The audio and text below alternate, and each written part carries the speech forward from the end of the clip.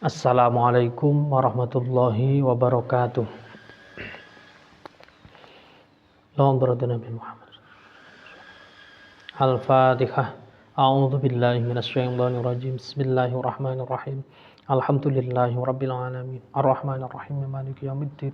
Iyyaka na'budu wa iyyaka nasta'in. Ihdinas siratal mustaqim. Siratal ladzina an'amta 'alaihim ghairil maghdubi 'alaihim waladdallin. Rabbi ighfirli wa li walidayya amin ya rabbil alamin. Bismillahirrahmanirrahim. Ya bunayya idza lam tuzayyin ilmaka bimakarimi akhlaqika kana ilmuka adarru 'alaika min jahlika fa innal jahila ma'dzurun bi jahlihi wala 'udhra lil 'alimi 'indan nasi idza lam yatajammal bi mahasinis syam. Wahai anakku, bila engkau tidak menghiasi ilmu dengan akhlak yang mulia, maka ilmu itu akan lebih membahayakanmu daripada kebodohanmu.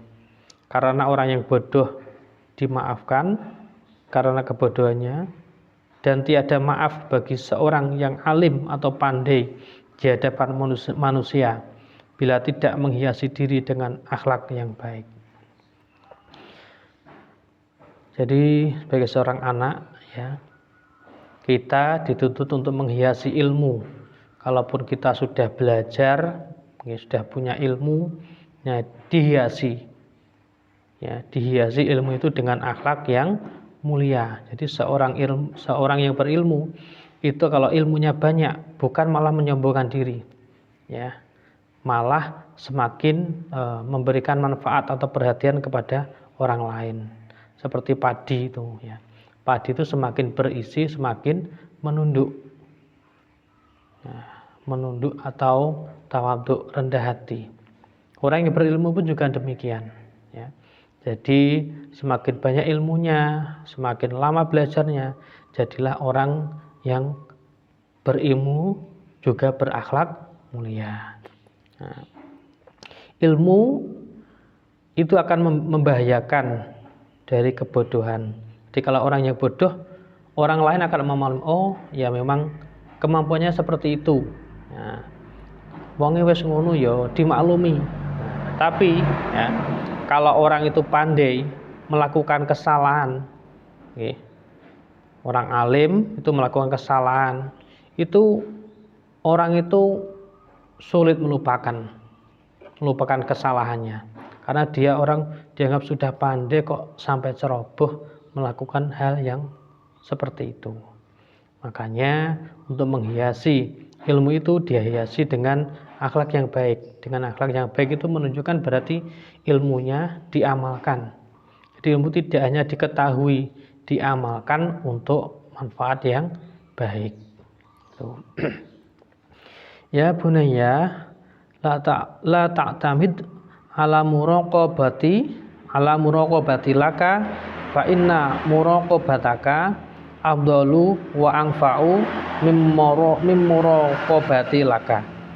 Wahai anakku, jangan engkau hanya menaati saran dan kritik dariku. Sesungguhnya mawas diri itu lebih utama dan lebih besar manfaatnya. Jadi kita pun juga, ya, tidak hanya mentaati saran dan kritik dari seorang guru, ya, tapi juga harus mawas diri, berhati-hati, ya. Itu lebih utama, bisa mengontrol diri sendiri, ya, menjaga untuk selalu menjadi pribadi yang mulia, ya.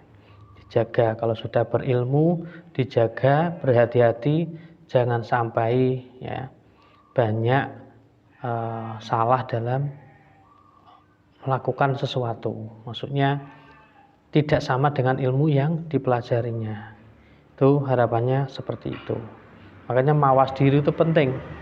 Ya, mawas diri, berhati-hati, ya.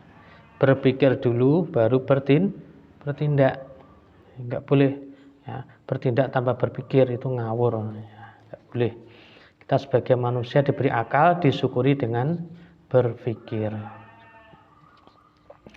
Ya bunayya Qala Rasulullah sallallahu alaihi wasallam, Innallaha astakhlasa hadzal dina li nafsihi wa la yasluhu li dinikum illa sakha'u wa husnul khuluq.